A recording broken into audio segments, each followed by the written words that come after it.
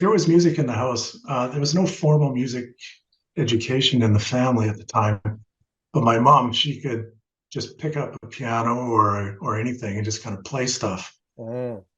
She could just play by ear. So she had this sort of innate musical sense or talent. So that was around. She was always playing records, on the stereo at the time. And I actually just kind of got hooked on when I was about 13 or so. I just sort of realized that listening to, especially my big brother's, rock records and stuff, I just got hooked on the sound of the bass. Mm. And when I was 14, I started pestering my folks, said, hey, can you get me an electric bass for Christmas or something? And they said, what, a bass, And I said, yeah. So yes, lo and behold, at Christmas, I got an electric bass guitar. And that's kind of, that is where that kind of grabbed me. And so any other interests I had kind of took a back seat to that. I found a really good teacher, which was really lucky for me because he kind of got me started on the right foot, I guess if you want to call it that. He was a jazz player in town, John Tolson, and yeah, he really gave me a good grounding in feel and how to approach the bass and what have you. So kind of went from there, and then the high school rock bands. Eventually, we got out of the basement, got into the bars, and just kind of went from there. That's great, though. What a great story. So what attracted you specifically to jazz? You play a lot of different types of music, obviously, but why jazz? Mhm. It's a fairly wide open field in terms of what you can bring to it and learn from. The idea of improvisation, the idea of sort of immediate, I mean, interplay is really what it's all about. I mean, you get it in other contexts as well, but I think not to the forefront that it is in playing in any sort of jazz context. It's really about communication and keeping your ears open. So that really grabbed me, and of course, it was a whole wide world that was new to me, and so it just became this arena of discovery, and I think it's still going on today. You never learn. Yeah, you never I think stop. we're always learning. Charlie Rouse, the tenor sax, also the pianist John Hicks. Thelonious Monk was Charlie collaborated with him. He was all about improv. Oh yeah, those opportunities came by when I was mentioning when we were playing with Bob Scruton's trombone player, who used to be in Woody Herman's band way back when. Yeah. And so when Charlie Rouse was touring, Bob brought him in, and so we were the backup band. So we played a few shows with him. Um,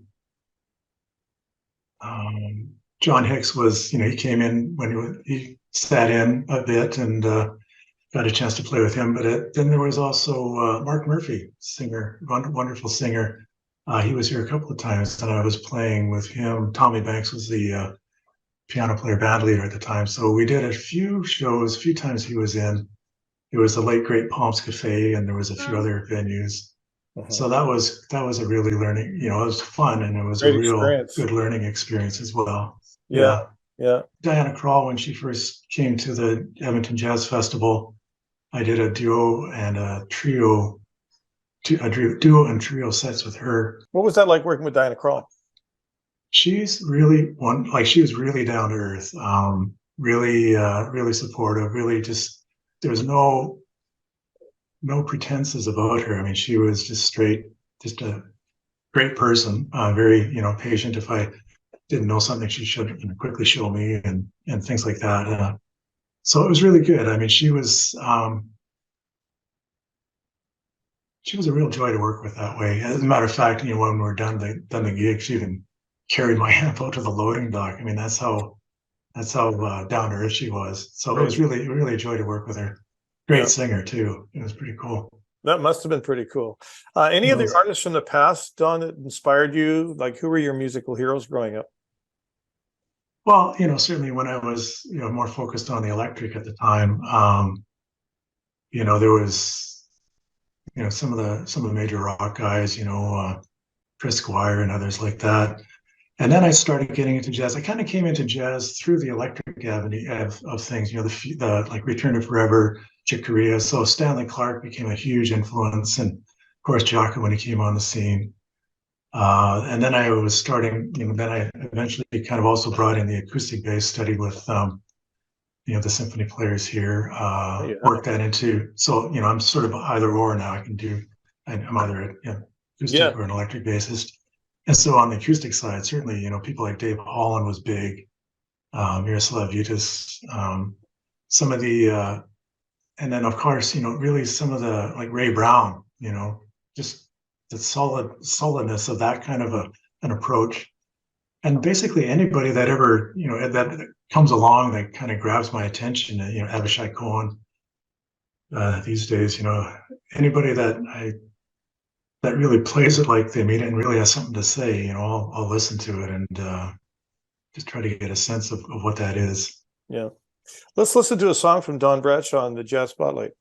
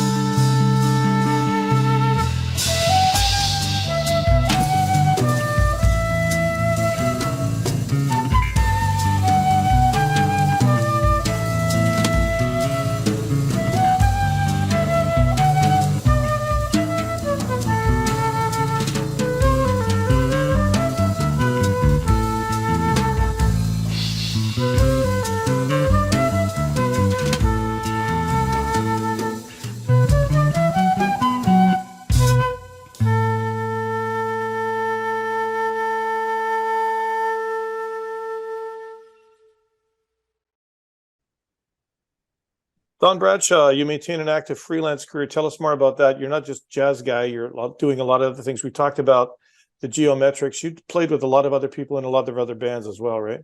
I toured for a year with a bluegrass band, Jerusalem Ridge, and actually that was an interesting point because when you're playing jazz and all that stuff, it's about how innovative and how you speak in 4-syllable words and things like that. You're trying to be innovative and creative and clever. You're right. When I did when I joined Jerusalem Ridge, that was interesting because that's a bluegrass crowd. They're really into improvisation as well. They really listen, and to a point where sometimes the jazz crowds are they're very sort of standoffish in a sense. They're a jazz crowd, right? And But in a bluegrass festival, it's not like that at all. It's all about communication. And I started to realize, there's something to be said about, two syllable words, three syllable words, and it's about the melody, like really the melody. And this was in the mid 90s when that happened. And that was actually a big sea change for me, because then I started to pay way more attention to uh, the fact that I'm playing to a listener, and it's about melody, and you want to take them from here and then take and let them down over here. And so it's really about communicating on an arc and what you're trying to say in a solo. So I really found that bluegrass experience quite eye-opening. And ever since then, I kind of incorporate that mindset into what I do now. I tried to sort of say something, sort of start here, build it. I mean, you're supposed to, that's the idea. You're trying to communicate anyway, and any jazz player would say that's what you're trying to do. But I also tried to kind of keep it, I don't know, kind of bring them along without trying to do a left turn, if you want to call it that, the listener along in this kind of, so they kind of get a sense of where it's going, where it's going to go, where it is, and where it ended up. Then they sort of realize, yeah, okay, that made sense. Yeah. What keeps you going? What motivates you? Like, is it the audience appreciation as well as your craft? Yeah, I think just it is that. I mean, it's always nice to get that, you feed off the energy of an audience. It's you can practice, you can rehearse, and it's all really compelling as well. But until you actually get in front of an audience, it's sort of it's only half the experience. So an audience is really critical to get that energy, to really kind of free you up, if you like. I mean, it can work the other way too. I mean, I've musically, I've fallen flat on my face in front of full houses in the past, and it happens. That happens. And you kind of get used to the fact that it does happen once in a while. The whole challenge is to not make that as obvious to the listener that it just happened. Mm-hmm. And I think certainly in the geometrics, the music and the arrangements are really challenging, and we all of us in the band realize that we always have to have like top concentration when we're doing that music, because you can very easily hit the ditch very, very quickly. But even if it does wobble a bit, we're able to pull it back, because we've all had enough experience that it doesn't get crazy. So yeah, audience, and I think just being on the instrument, those are both, 1A and 1B kind of thing. Yeah. Total different studio work versus live. I always say the best things in life are live, like theater, concerts, being live with an audience. Do you agree?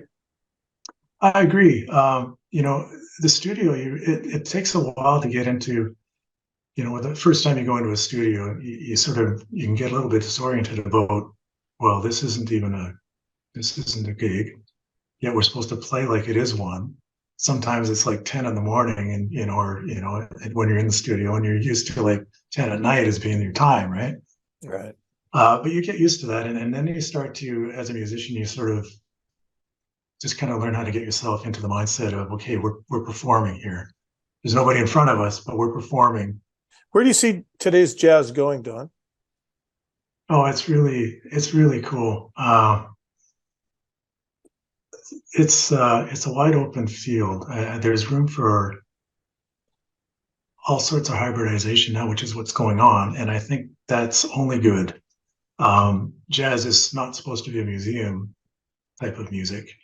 And in saying that, though, I think the traditional jazz approach is important to have, but the fact that it's bringing in electronica and hip hop, and I think it's really exciting. It's almost like the early '70s all over again, where in the rock scene, it was anything goes, anything was given a shot. It's like that in jazz now too. There's, if you look out on the various sites, you can find anything you want now, and there's a lot of niches, but if there's always a niche for someone. Yeah, and exciting times. I think it really is, yeah. And so that's why in the geometrics we don't feel ourselves constrained Don Bradshaw, I want to thank you for your time today and thank you for being part of our Jazz Spotlight. Well, thank you very much.